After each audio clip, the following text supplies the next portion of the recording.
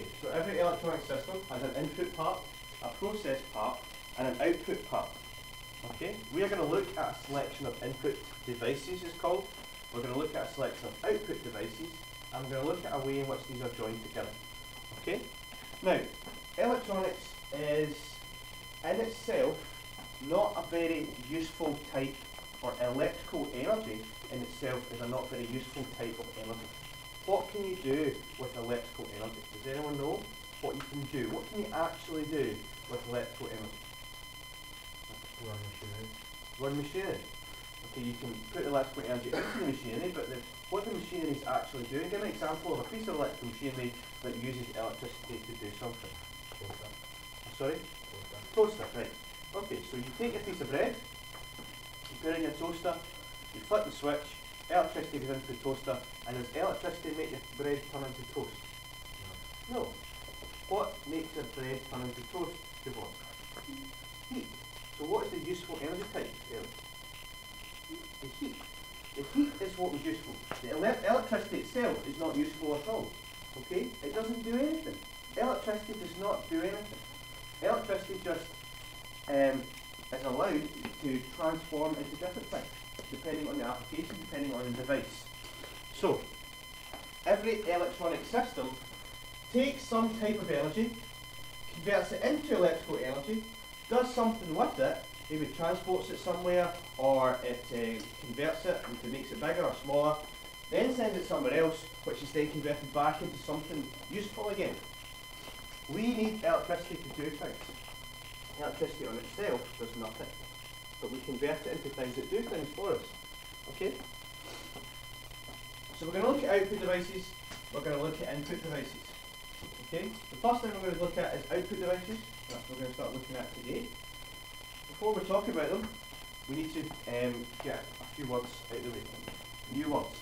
And the new words are going to be things called analog and digital.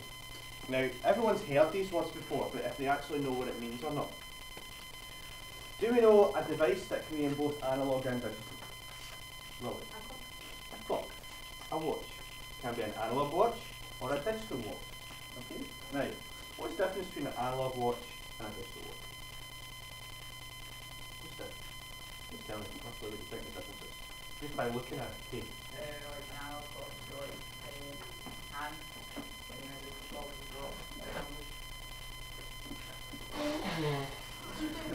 Oh God. You don't feel well. Right, can you say that again? Another clock is like hand, Right, so analog watch has hands, and digital watch has numbers. that's just as numbers, no hands. Okay? Now, sometimes it's hard to imagine why it's called a digital watch or a digital clock. But if you imagine the clock itself with hands on it, the hands move round. Okay? And they're always moving, they're always different values, there's second hands that are always clicking round, and it's always moving. A digital watch is always switching on, it's switching on a different part. It's got like a pulse to it. Okay, it's an analog watch, a digital watch has got different segments that are turning on. A digital watch is made up of something called a 7-segment display. Same as your calculator is made of a 7-segment display. And a digital watch turns on different segments at different times to give you the different times. Okay? Right. So, let's have a look at what I mean by an analog and a digital device. So electronics, as I said, is made up of 3 different parts: input parts, process parts, and output parts. Now, I'll just summarise what I said there. Input parts take useful energy and convert into electrical. The process does something with it, like for example the calculator will do calculations for you. You might make a decision for you, it might make it bigger, make it smaller. So the process part will make decisions, or make it bigger, or transport it or something. Anything you want to do, Josh? How do you convert it? You can convert it into what? No, that's what the output part does. The output part will then take your electrical energy and convert it into useful again. Okay, so there's the 3 different parts of any electrical system. Every single electrical system will have these three parts, whether it's a calculator, a watch, or an oscilloscope, any of these things. Right, so if we move on and start talking about what I mean by analog or digital, okay? So we have two things, analog and digital. Now, analog can be any value that you want. Digital can only be either on or off. Now it's hard to imagine what I mean by digital watch. If you think about the little segments that light up inside a digital watch, they're only ever on or off. Okay? If you want different number to display, you must turn some segments off and some segments on. Whereas an analog watch just continuously moves and gives you different times as it moves round. So, an analog system can be any value at all. Now think of a motor, for example, electric motor. An electric motor, what you find inside a vacuum cleaner or a food blender or any of these things, can be spun at different speeds. Slow, fast, medium, not so slow, any speed you want, depending on what voltage you give it. Okay? That means it's an analog device. It can be any value. Okay? So an analog device can be any value. Now, when I say analog device, I mean it's an input device, an output device, or a process device can all be analog. Analog device can be any value between a set limit. Okay, it can be anything from 0 up, or it could be a negative value as well. So it can be any value at all. And if we were to draw a graph of an analog signal would probably look like this. It can be any value that we want.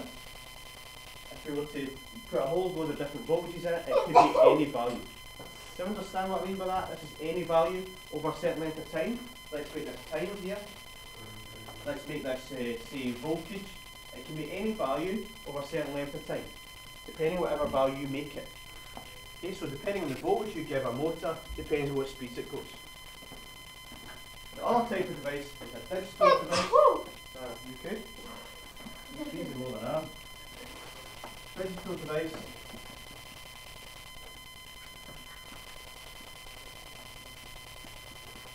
It can only be off or on. So let's put that same into a graph here. This is time. This is, say, voltage. This is 0. Then the graph for a digital device should be off. Then it could be on. Then it could be off and then on for a longer period of time. But notice that it can only be off or on. Off or on. Okay? Right. The last part there of a digital device is that it can be two values, off or on. It can also be 0 or 1. When we start talking about digital electronics, it's 0 or 1. It can be 0 volts or 5 volts. It can be low or it can be high. Okay? That's the different values of digital, and you can only ever be one or the other. A digital device, for example, is a switch. A switch is either off or it's on. There's no in between, but there's no like half on, half off. It's just off and on. What? A dimmer switch is an analog device because it can go different values. But a normal switch is only ever off or on. Okay. Now I can show you these in a oscilloscope in a minute. I'll show you what the difference is between them. But before we do that, I'd like to copy this down from the digital device. Okay?